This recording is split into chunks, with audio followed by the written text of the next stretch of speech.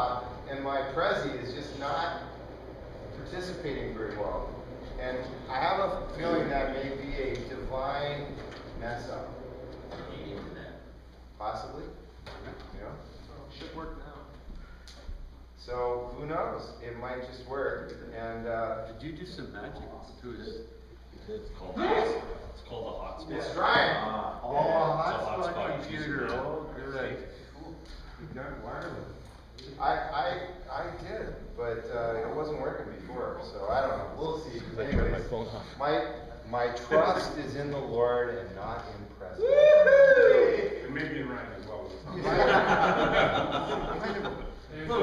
on your right shoulder. Anyway, I remember very distinctly, and I want to honor the request to talk about fear bonds and love bonds. So I'm going to do that. You know what I want to say? If you want to learn more about the life model, buy the book, and there's going to be a non-profit purchase of a whole bunch of them if we can. And I was planning on buying 30 of them. I use them up in my practice, and you know, so I'm going to buy 30 of them. But when I buy 30 of them, I may be able to get it for less than $25. You know, like a fee that I can sell the book for at cost. So if you want a copy of the Life Model book, we're going to set up you know, tonight or tomorrow. You can put your name down and get one. All I need is your name and your email address and your phone number. Okay? And then I'll see how many people are here, and we'll make the order, and we'll let you know. One of us will let you know that it's in. There's also a manual with it if you want the manual that goes with the book. The book's got a lot of good questions and a lot of good stuff in it as it is, but if you're really a keener, you might want the manual. And then from there, we're going to do the men's study like we did this summer. We're going to do it again on Monday nights, and we're going to start the first, the Monday right after Thanksgiving. And that's the 13th. And you're going to have to look at your calendar to tell, because I can't remember. So it'll be the 20th. The 13th, so it's the 20th. The 20th, Monday the 20th. And I think it's either, what do you think, Phil, 7 or 7:30? 7:30 is good.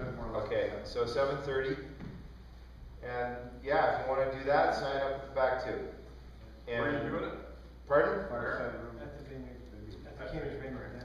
And I'm going to be a part of that as well again. And the whole goal, and why we did this, you know, the way the guys asked me to do this for your retreat, was to just try to get some understanding and some interest in going through that, but also just to expose you guys a little bit to the material and get you interested in maybe using it as a resource for yourselves or for loved ones. And that was the goal here. So enough about that. I want to talk about fear bonds and love bonds. And have you found doing that scripture thing here each time helpful? Has it been worth doing? Would you like to do that again tonight? Would you like to just get right into the fear bond and love bond stuff? Get right into it. Fear bond, love bond. Get into it. I'm hearing a lot of people say get right into it. Is there anybody who wants to do the scripture stuff? Okay, I'm going to get right into it. Scripture. All right. Coming from the pastor. Is this roof lightning proof? Sure. It wouldn't matter. Just kidding, okay? Just kidding. All right. So, moving right on. So, do you remember what I shared the first night, Friday night when we were here, which was just last night? Somehow it seems longer ago than that. When we get hurt, one of our natural responses is fear, right? And you can call that a response to trauma. And fear is not necessarily bad, but when we live in channel 1 and we don't involve God and we don't have good, loving coaching, I'll call it, and parenting and help to deal with our fears get really easily the best of us. And we move from a place where fear is just a natural response to it being something that is not very good at all. And so this idea of fear bonds versus love bonds is to help people to understand how that works. So what I like to do, and of course I came with no props, is to have 2 bottles or something in my hand that I can use. So if you got a couple of water bottles there, you're going to grab one. Yeah, that's all I need. Thanks. So these represent maybe a husband and a wife, my wife and I. And what a fear bond is, if you understand this idea I've been talking about fear, is I don't want my wife Ivy getting too close. Like if she gets too close to me in a fear bond, then guess what I'm going to feel? Fear. I'm going to feel afraid. Now, I'm not trying to be stupid or disrespectful when I ask that, but we're not always necessarily even aware of fear. Or it may not represent itself as fear. What I may feel, if I'm really shut down emotionally or in my spirit, is I may feel uncomfort, discomfort. I may feel, when she gets close, I may feel awkward or just, I don't know what it is, but I'd really like to go down to my man cave right now. Or I don't know what it might be, or maybe I'd even want to go look at some porn. Or I don't know what it might be. You got to fill in the blank there. But because I'm so shut down, I may not even feel my fear. I may just feel like, I got to get out of here. Or, again, fill in the blank. Or I may feel like I've got to attack him. But what I'm doing is, I'm trying to keep that fear bond cushion in between us because I don't feel safe. I don't feel safe. Not because she's really hurt me a lot of times necessarily, but because I've learned that when you let people that are really close to you, you let people get inside your zone, there's a real good chance I could get hurt. So over the years, what I do is I may not even realize I'm doing it, but when you talk to most spouses, if I've got a couple in my office and I'm talking to them, and I start explaining this to them, people who've never heard this before, they start going, yeah, that's what we do. Or she said, yeah, that's what you do to me. Or he says, that's what you do to me. Or, well, I do that to her. And, it's really kind of eye-opening because frequently the guy, I know that sounds sexist, but frequently the guy in these situations, at least 50% of the time I would say, doesn't even realize why he's doing it. It's just a reaction. It's like it's just an instinctual, you might want to say, reaction. You have any questions so far before I go on? When you say get too close, like what is that? Well, it could be physical closeness, but sometimes it's like emotional closeness. Like sometimes my wife might say to me, I just noticed that you seem really uneasy right now. And I'm not even aware I'm uneasy until she mentioned the word uneasy. But her mentioning the word uneasy makes me uneasy. So I don't want to get closer to my uneasiness. So when she's talking about, like, even though she's the same place physically in the room, when she asked me about that, I feel like she's come closer to me, and I want to find some way to distance myself so I can keep the level of emotional, my safety there. Like she's reading you emotionally too well. Too well, in a way that makes me feel vulnerable in a way I don't want to feel vulnerable. Because what really is happening there, the Lord's using my wife to ask me if I'll embrace my pain. Isn't she? Isn't he?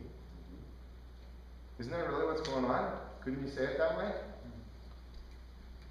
Is that fair? Do you get that? it depends on how she presents it. Well, yeah, but let's say she's presenting it in channel 2.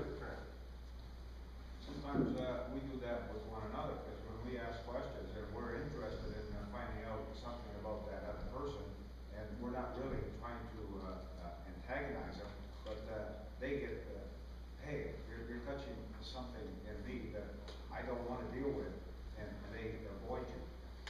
Yeah, I don't know if you guys, some of you guys are you know, farmers or been around horses or know about horses, and my wife has a horse, my wife and daughter have a horse, and I don't know if you ever heard of proud flesh before?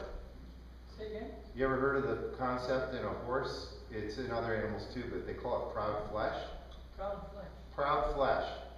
It's like you can be rubbing a horse that's been out in pasture and it hasn't been cared for well, and you bring the horse or another animal in, and the horse looks fine, like the coat looks fine and everything, but really there's this huge abscess underneath the skin and underneath the you know, the hair, and it requires it has to be punctured and dealt with. It has to be surgically dealt with. Sometimes the vet has to come.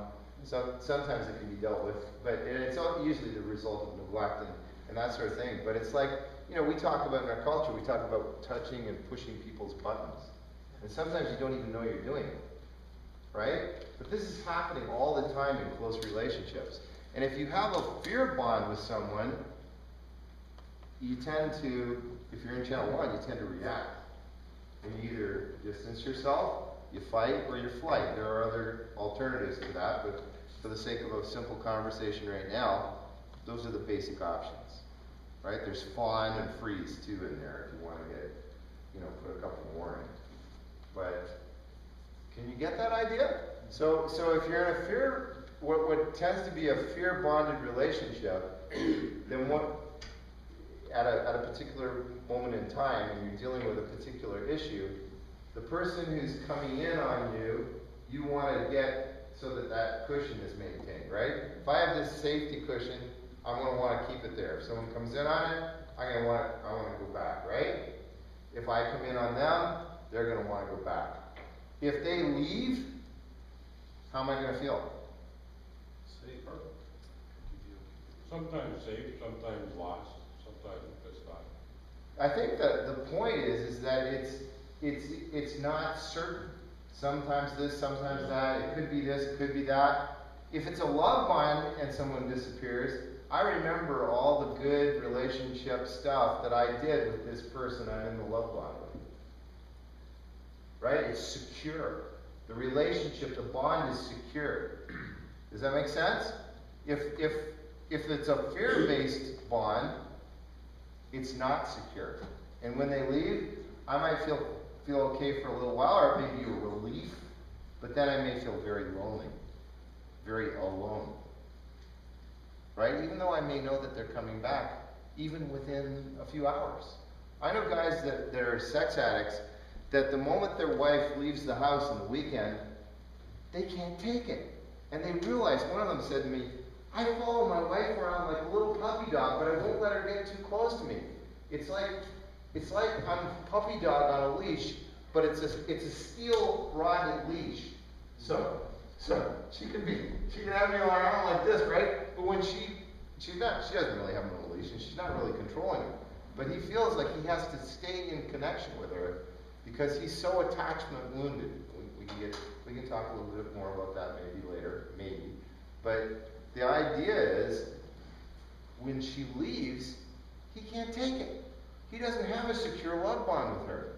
She leaves, and he's distressed, and he runs down, gets on the porn, and self-gratifies. I don't know, maybe some of you guys could relate to that. There was a time when that was a story that I could relate to, and very much acted in ways like that. Now, that's not the only story, but it's just one example that some guys may relate to. So, a fear-bonded relationship is not about getting closer and closer. It's about maintaining a safe distance so that we can survive. Because when people do get close, this is what's going to happen if you guys really intentionally desire and move towards closer relationships with each other within your fellowship as men and as men with your loved ones and with close friends. Because when you get close, it starts to bring stuff out. So you think it's going to be happy when you get closer and start to build joyful relationships? It's not the case. It's not the case. And a lot of us know that from our marriages, those of us who are married. Like, it goes like that sometimes. And you know, that's the way it is. That's the way things go in relationships. Before I talk more about love bonds, bonds aren't always just one thing or the other. They're a mashup. They're a mix of things. And situations and circumstances can cause one to be bigger, fear bond issues to be bigger than love bond issues. I'm not always, as I feel, I'm not always in a fear bonded relationship with my wife. We have a love bond between us. But there are still ways that we're fear bonded. And it's based on wounding and lies and issues in both of our lives. It doesn't necessarily have to be both of our lives. I'm speaking for our relationship, and my wife's permitted me to say that. You know? So, but a lot of times it is mutual. There are ways that both of us are feeling fear or that need to move away or attack or some of those other options I mentioned. So does that make sense? There was a guy here that was asking about fear of loved ones. Does that make sense? Is that what you're... Yeah, it makes sense. What I understand being that it's caused by previous trauma or something. Yeah, wounding. that's the big gap. And that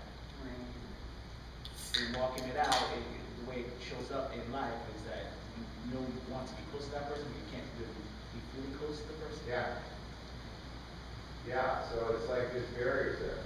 And usually, they're pretty significant barriers that make themselves clear as you walk out that relationship. I was working with a guy that had significant lots of problems. Sometimes I don't like to call it sex addiction. I just like to call it a problem with lust because, you know, sometimes it's, I don't know, as someone who's struggled in the past with having a sex addiction, I say that I was a sex addict. I think it's a very shaming thing to say. I think it's a very shaming thing to call myself a sex addict. Or even now, you know, if I went to Sexaholics Anonymous or Alcoholics Anonymous, hi, I'm Dave, and I'm a recovering alcoholic. Hi, I'm Dave, and I'm a recovering sexaholic. Right? I don't think I'm a sex addict anymore because I'm not behaving like a sex addict anymore. There's still times when I lust, but I'm not behaving in that manner anymore. Thanks to God, thanks to our community, thanks to healing, and you know that's part of why I'm doing this, and part of why I found Life Model. It was not just for the people I work with; it was for me. But in terms of, am I answering your question in terms of the? Yes. So then, in contrast, what is the love bond, and what's the benefit of? So what a good love bond looks like is when I get close to my wife emotionally or physically, she's able to respond and get closer to me. It's like there's open doors. There's open hearts, there's an open spirit between us. Spirits between us. I mean, that's what it would look like in perfection. You know? I don't think anyone experiences that every day, every moment of their relationship. But that's the direction we're moving in. Is that kind of thing. And like I said, when she goes away in a love bond, I feel secure. And I can wait for her to come back, and I can remember all the good times we've had. And I can thank God for that. I can think of all the good things I'm going to do with her when she comes back. There's more to it than that, but that's the basics of it.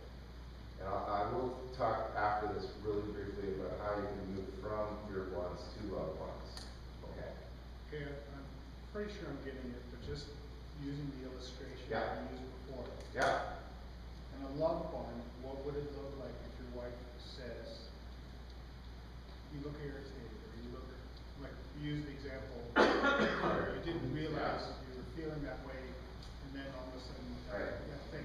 So in that case, your wife says, you look like something bothering you. Yeah. What would the love bond respond?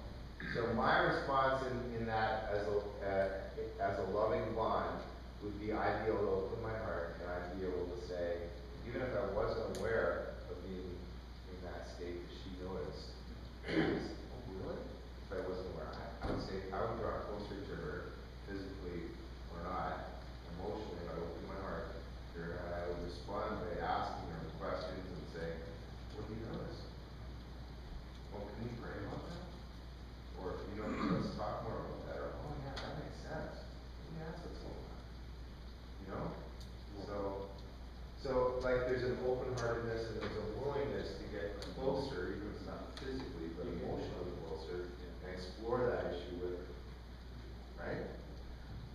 And I may end up not agreeing with her, and she may say, oh, I guess I was wrong. Maybe that's not that way. Maybe it was this. Instead, but, right? We'd be able to do that without, or, right?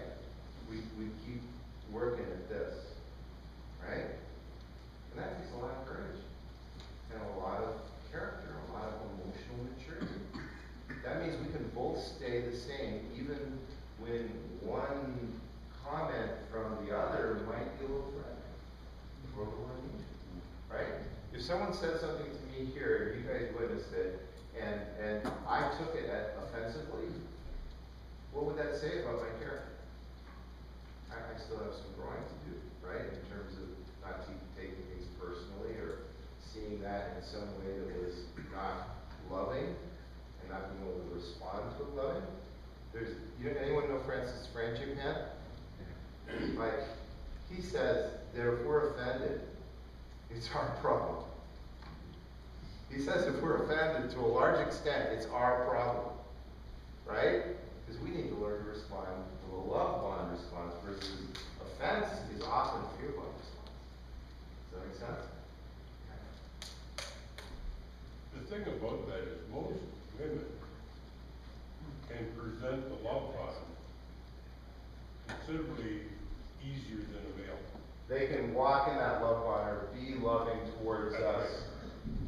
And a lot of times, we just don't know how to receive it that way, so we put up that roadblock right away. Which means that women are an incredible blessing to men, aren't they? Yeah, I agree. We've got a lot to learn from our women friends and our women wives. I'm not trying to be. I know when I experienced the fear bonding, Yeah. I sort of react without being conscious of it, right? Yeah. So, she walks into the room, or she says something, or something happens that's sort of what's the word, like it's,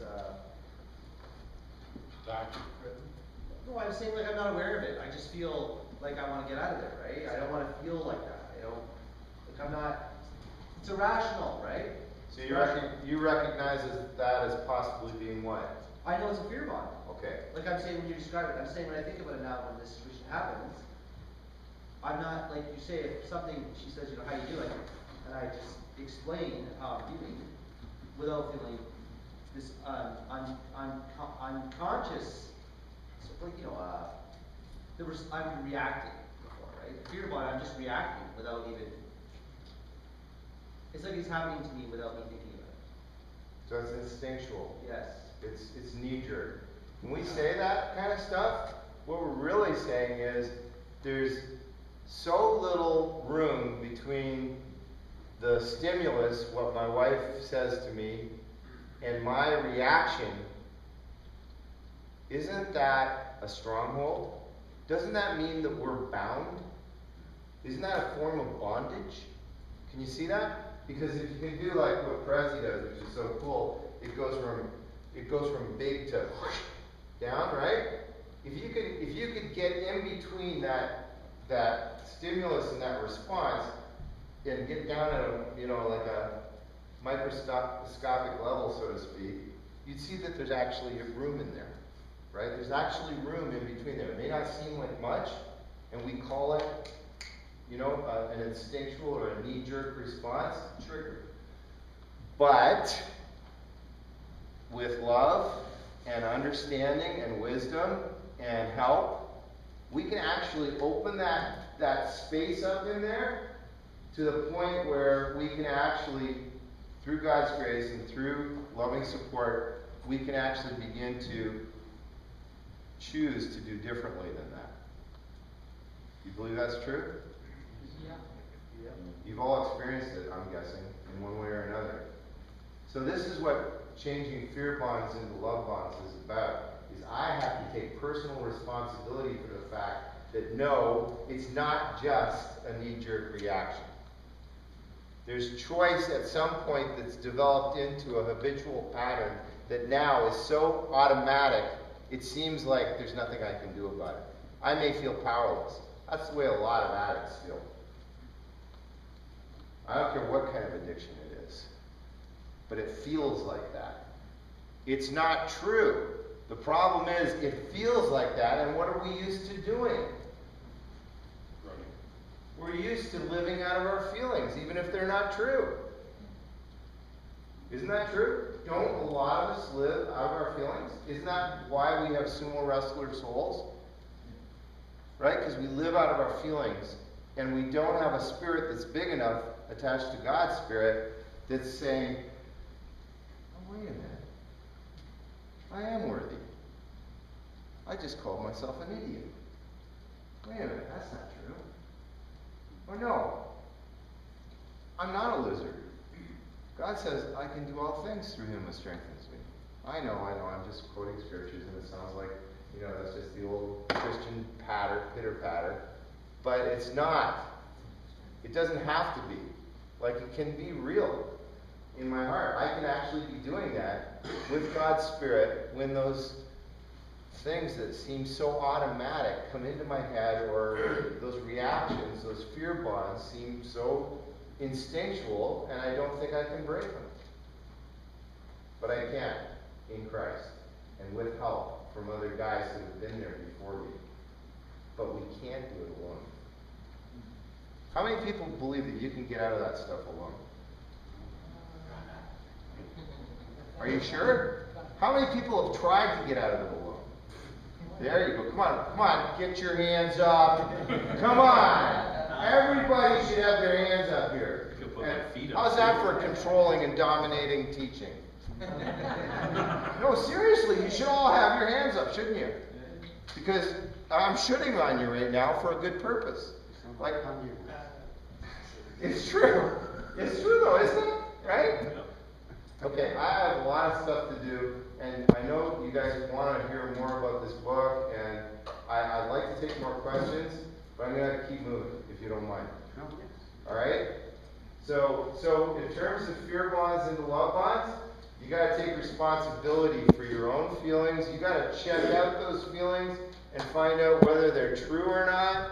You're going to need to get some healing in places where you're wounded that's causing you to back away or get aggressive when you should be loving, right?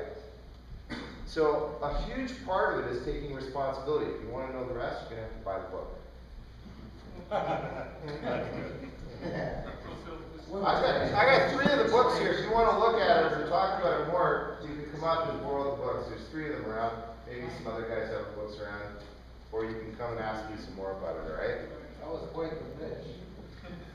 Thanks. I'm getting a commission on the books. That was a joke. Is it really necessary to ask this question before I move on? Because this ties in with, I believe, with what you just said about the, I'll give you a chance. this knee-jerk. All right. You get one chance. If you blow it, I'm not going to give you another chance.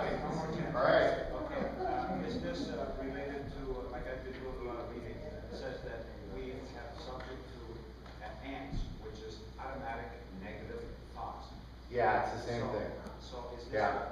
tied Yeah, very much. Okay, that's Very much. Automatic negative thoughts are not really automatic. But they're fear, bond type. They could be, very much so. And fear is often, it's one of the great motivators in our lives, whether we like it or not. And what does God say? What Rob and I were talking about this after the last session, right? What does God say? So fear? Yeah. Fear's not from God, it's from the devil. The kind of fear we're talking about. Good fear, fear of the Lord.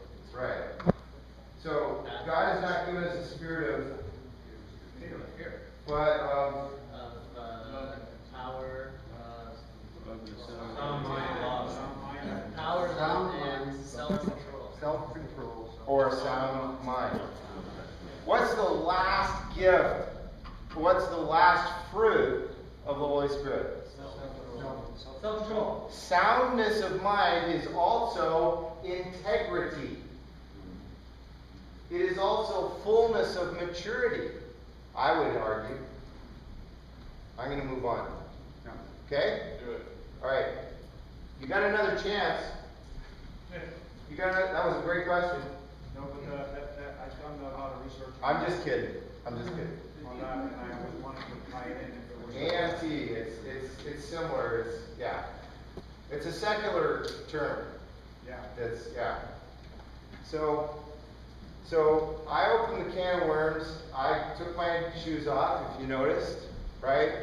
I'm making myself vulnerable. I don't say hi, I'm Dave. I'm a recovering sex addict anymore.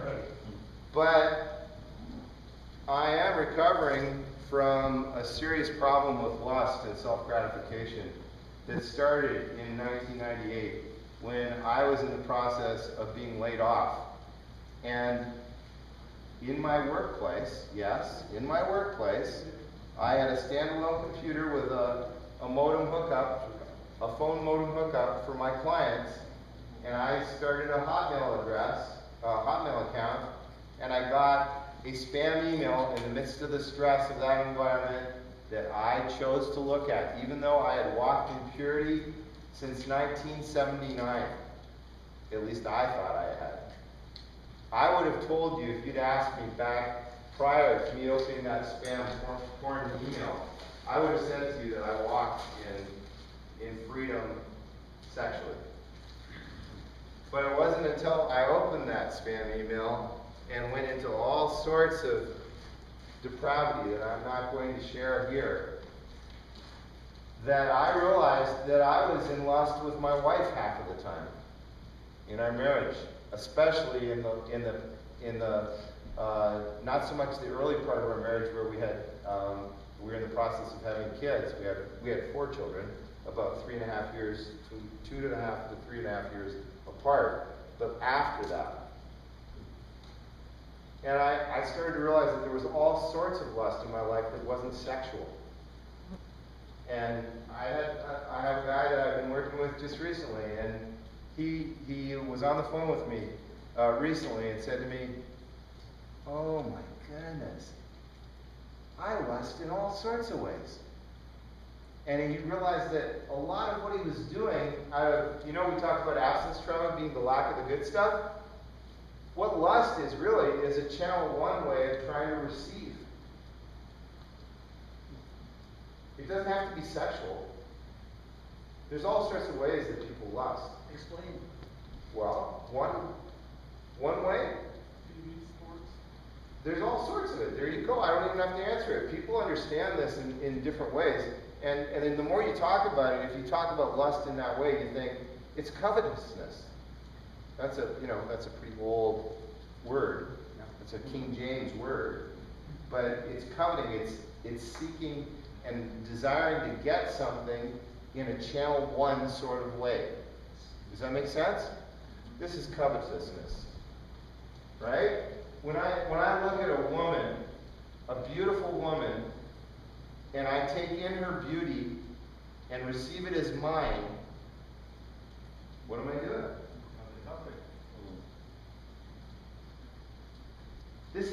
She becomes an object. She's just like, I'm stealing. It's no better than me going into some other place. Like when I watch on TV a private, intimate moment between a man and a woman, I'm stealing from them. Could you see it that way? Could you see it as theft, as me coveting? I mean, if I were to do that, if I was to be a peeping Tom out in the community, I'd get charged for that. I'd get sentenced and I'd get probation, probably, if I were to do it now. If I did it again, I'd go to jail. I'd be at Maplehurst. I'd probably get more than a year. That's how serious they are about it. And yet, that's what we're doing, isn't it? I'm not trying to shame anyone here, but isn't that what we're doing? We're stealing, in a sense, when we do that. Not all of you guys, and I know this was my issue. And I'm not saying it's any of yours, but I'm just trying to get you to look at that issue of covetousness and longing and what a Channel 1 response is to lack within a person. This is one way it can show up. This is what it was for me.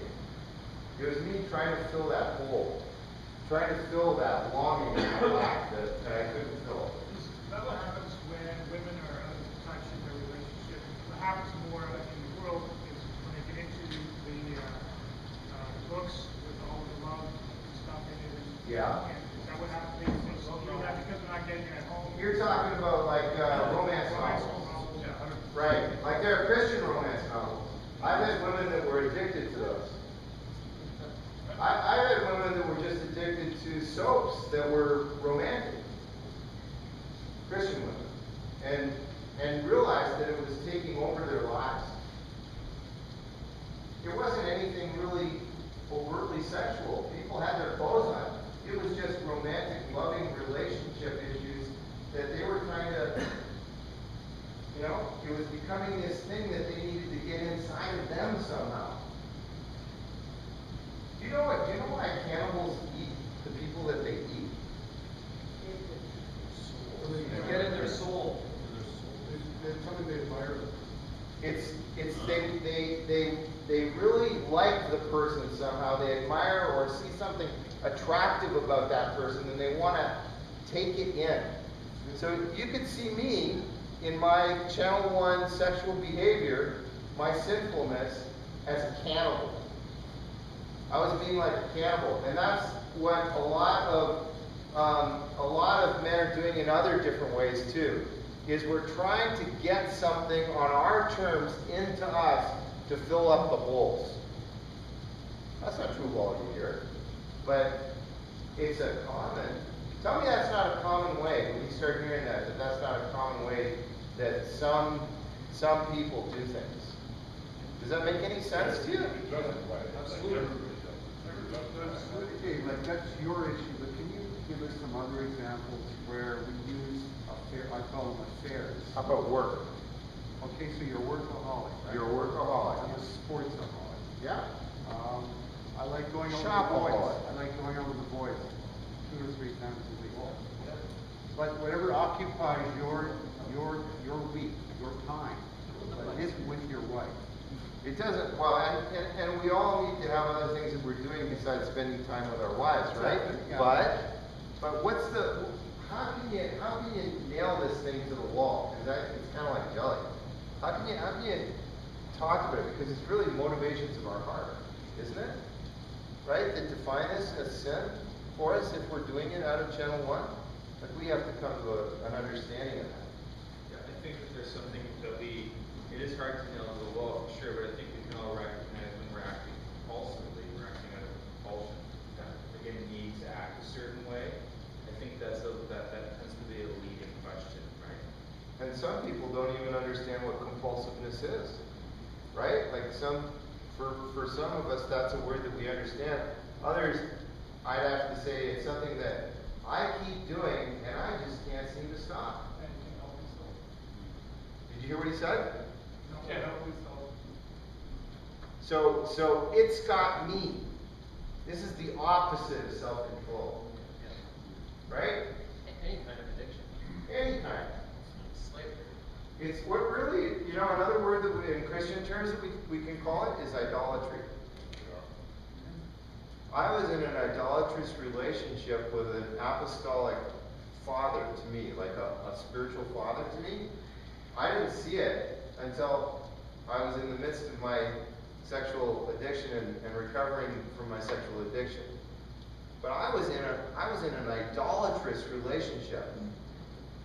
I'm going to call it, and you may take umbrage with this, you may find this offensive, but I was in a lustful relationship with that guy, not sexually, but I had this need for him to give me my identity, and it was a performance-related relationship, and it was based in fear, because I really wanted to be the next senior pastor. And if I played my cards right, I was going to be the next shepherd of the sheep. Can you hear it? It's not pretty. But I couldn't see that. I could not see that. So this shows up in all sorts of ways. It's sneaky. And, God wants to reveal it in our hearts. He wants us to see how we're motivated and what's motivating our hearts. Yeah, even in the Old Testament, speaks several times about coveting your neighbors. Right. Yeah. So this covenant is this lusting for many different things, many different types of situations. It's very broad, right across the board. Obviously, nothing new. No. But I think we need words for it again. I think we need to talk about it as men and understand how it's affecting our relationships in our lives and how it's rooted in trauma and lack and ways that we've been treated in the past that have been hurtful. Another word that I'd like to throw out for me, when I feel hurt and pain, I don't like the feeling. Instead of dealing with it honestly and taking it to the Lord and doing things I should, I go into escapism. So do anything else that escapes that pain, hide it, get rid of it, think of something else, fantasize about something. Yeah. So that's a response out of fear of the pain to then somehow either hide the pain or hide away from it or cover it over. What's one of the biggest things that Christians say is a problem in their life that begins with the word B and is 4 letters long and ends with a Y? Busy. Busy. I'm too busy. Well, isn't that one of the hugest distractions that we have from the things that really matter in our lives is busyness? Some of that busyness is us creating stuff so we won't do the things or look at the things or deal with the things, embrace the stuff that we need to. I'd say. I don't know. When this invasion of your privacy, like the way you're coming across with the fear aspect is like anytime somebody wants into your thoughts or whatever, they're right to have it. Whereas I would say that I have my privacy, I value my privacy. Yeah. Right? Yeah. And I think That's a counterpoint to this, I think. But what we're talking about now is unhealthy, dysfunctional ways of dealing with things. To a large extent, this came out of talking about fear and fear bonds. But yeah, in healthy relationships and loving bonds, like I can say to my wife, I need some downtime, and I'm just going to go spend some time with the Lord. Right? And she'll be able to say to me, go for that. Even though she might really want to spend some time with me, she might actually say one of two things. She might say, well, I really need your time right now. And I'll say, well, I really need to spend that time with the Lord. And she'll say, okay. Right? But before I go and spend it, I'm going to tell her when I'm going to get together with her. Right? I'm gonna make sure she knows securely that even though I need my privacy right now, that I'm gonna do that with her soon. You do that with the kids. We do. We need to do that with our kids. We need to help them to understand and be able to have healthy boundaries, right? We have to have healthy boundaries ourselves in order to model that for our kids. Yeah, and it is healthy to say, no, I need some downtime, or I need some time. But I shouldn't be offended or hurt if she wants to intrude. I need to be able to say and remain myself and be able to say, be back to you later on that. Right? One of the most difficult things I've had to deal with, speaking as a person who married for a second time after losing my first wife, I developed what I would call betrayal bonds with my children.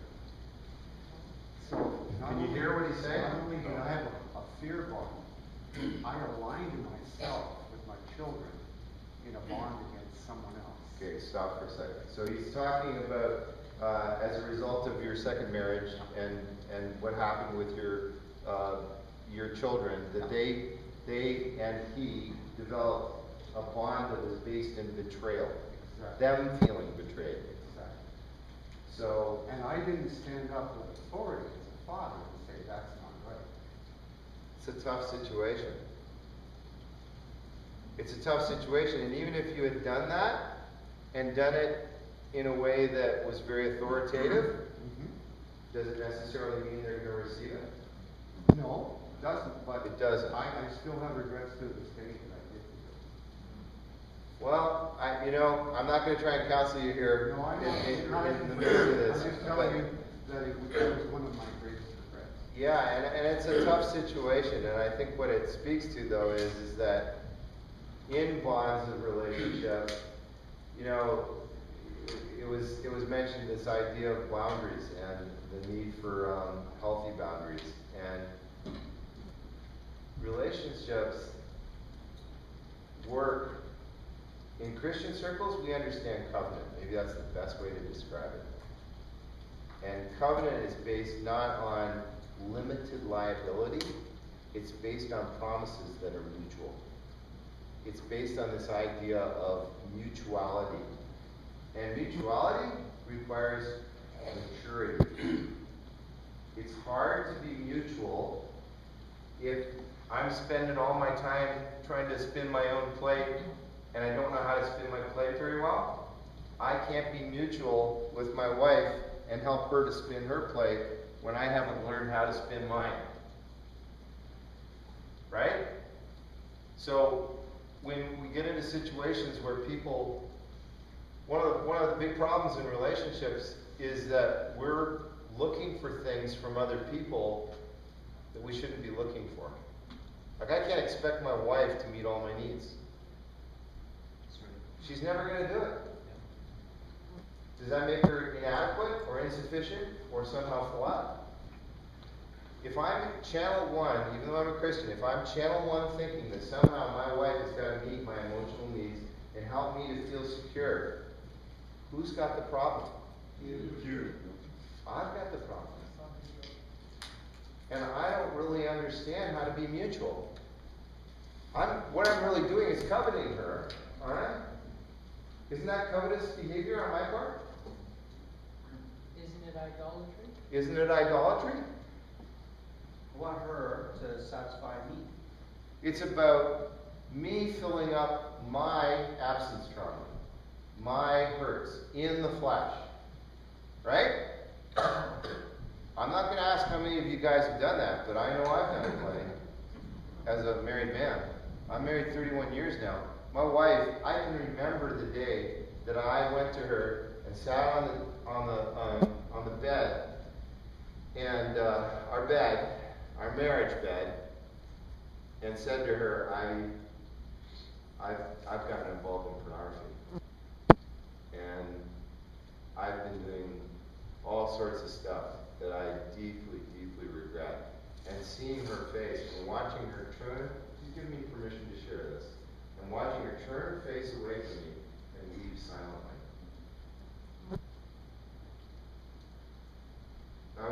1998. It's taken me till 2004, 2005 to even go public with this. And it's not been until the last year or so that I've actually shared it in situations like this that are way more public. But I share it, and I share that to say that, you know, we've also gone through a lot of really good attachment counseling and learning to develop love bonds instead of fear bonds. We've done it for 2 years. We've just ended that in the last year here, in 2014. But there's been a huge amount of growth that's happened as we've done that with this great counselor who's really helped us to see the ways that we're still fear bonded and help us to walk out of that and to see things that we don't have eyes necessarily to see. You know, that whole idea of what they do with horses with the blinders. You know, we just somehow need people in our lives. Sometimes at the same level with us, sometimes upstream, sometimes downstream, which isn't pleasant. When it's someone, you know, a child of yours who, you know, an adult child of yours who says, Dad, you need to chill. You know, what's going on with you? Like, you're reacting right now. All I said was this. Why are you doing that to me? You know, ouch, that hurts, but yeah, you're right, I'm sorry. Let me just spend some time thinking about that and get back to you. Or sometimes I can just, you know, sometimes I can just say, I'm sorry right there at the moment and really mean it. And talk it through with them right there. But, yeah, is there a hand up? Yeah. So, I want to make sure you guys have at least an hour here for small groups.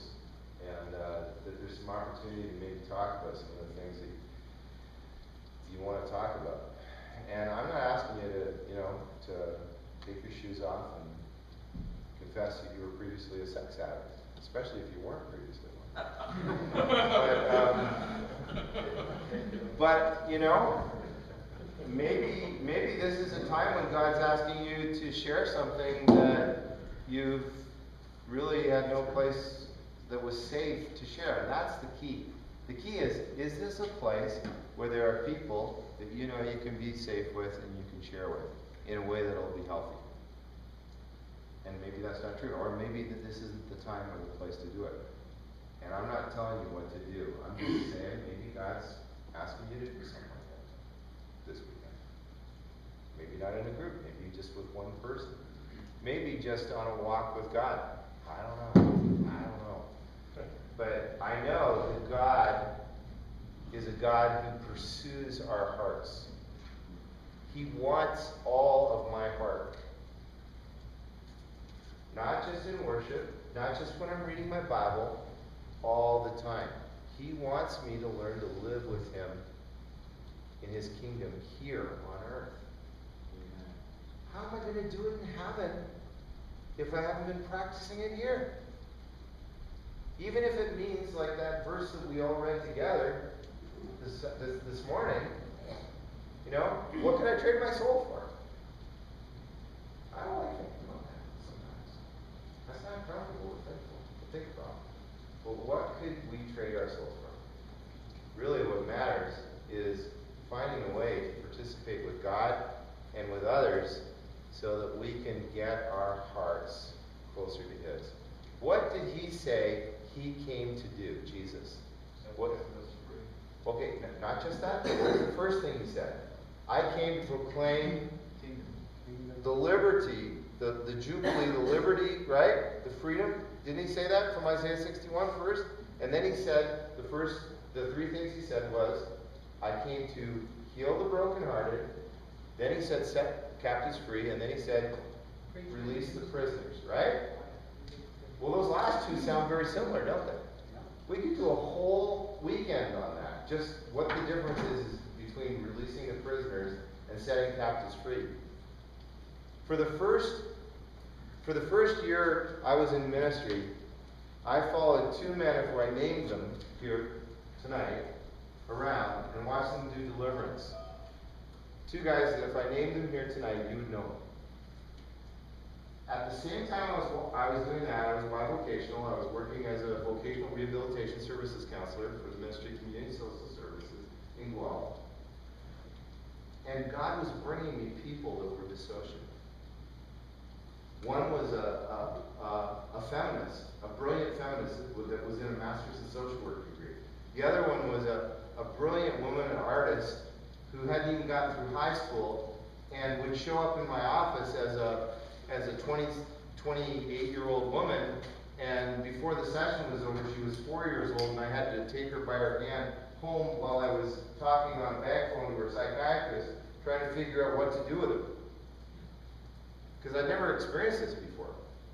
And while I was out with those two guys that I won't name, doing deliverance ministry, you know what I started to realize? They were trying to cast parts of those people, personalities, out of people. And they were damaging the spirits and the souls of those people that were coming to them because they were authorities on deliverance and didn't understand the difference between setting captives free and healing the brokenhearted. What do you mean by casting out something, but you said a part of him? It's a good question, and I'll explain what I mean. Very briefly, but I'll try to explain it.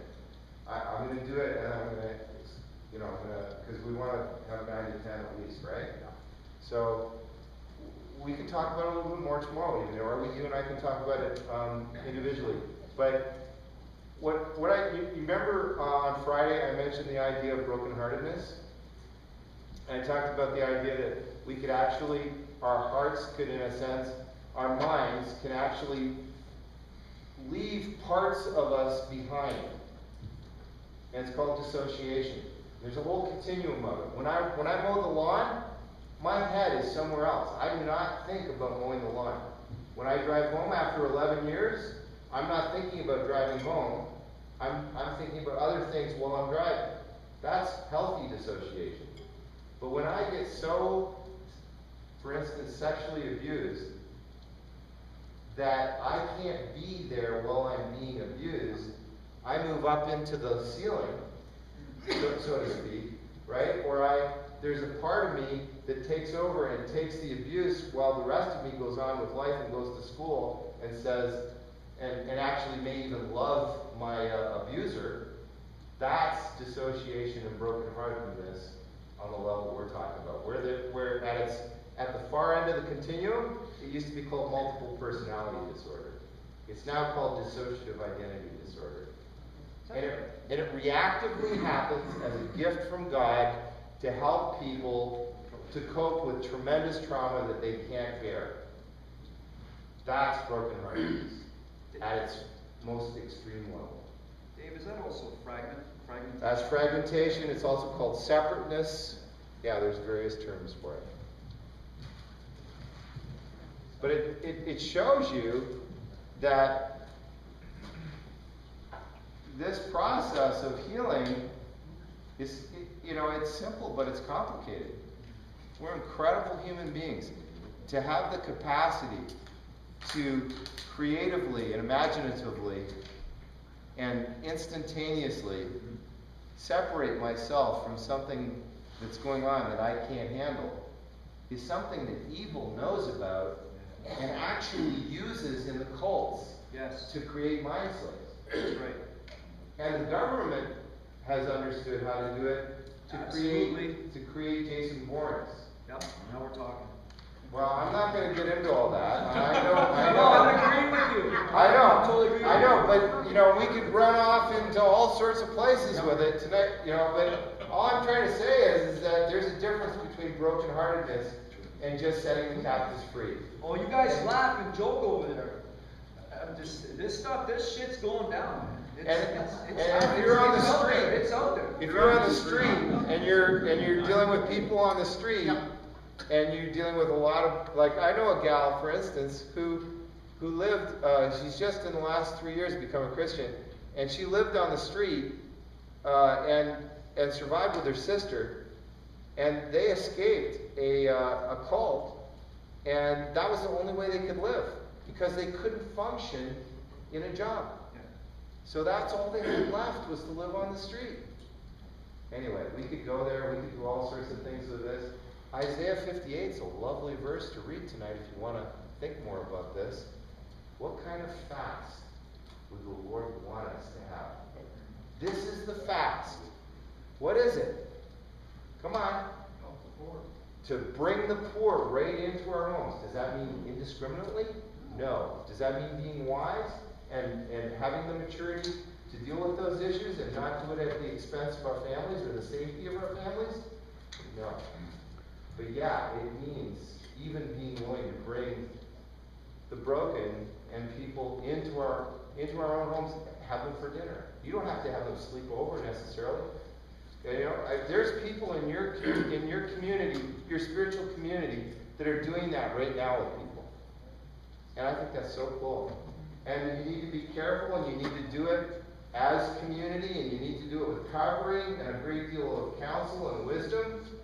But man, that is so cool. There are people in this room that have ministered and dealt with and started dealing with people that were ritually abused, and started as just supporting people like that because they just came into their lives. That's how I got involved with it. I didn't go looking for people that were she just turned into a 4-year-old in my government office. And the feminist, she wanted to teach me all about it so that I would be a good counselor. Wasn't that nice of her? She didn't know Jesus, but God sure was using her in my life. And before you know it, I've got people like that. As I switch and become a full-time private practitioner, I end up with people coming to me. I'm not asking for them to come. And Bruce does a lot more work with people like this than I do. But the reason I'm bringing it up here is because there's so much that we could talk about. There's so many ways that we can be men to love people like this. You know, a lot of times, the people that are being ministered to are women in these severely broken situations. You know where all the guys are that have this level of brokenness? Jail. They're in jail. 70% of the men, Dr. George Blumack, who's a friend of mine and a semi-retired psychiatrist, Christian psychiatrist. Well, George says that 70% of the men that are in for violent crimes, at least 70% of them are DID. Dissociative identity disorder. They're at that far end of the brokenheartedness spectrum. 70%! Anyway, just a thought for you. Are you having a good evening? Yes. Yeah. Isn't this wonderful stuff to talk about right before we go into small group? Yes. Is there anything else you want to do here quickly before we break up? Or break in? Yeah. That's good.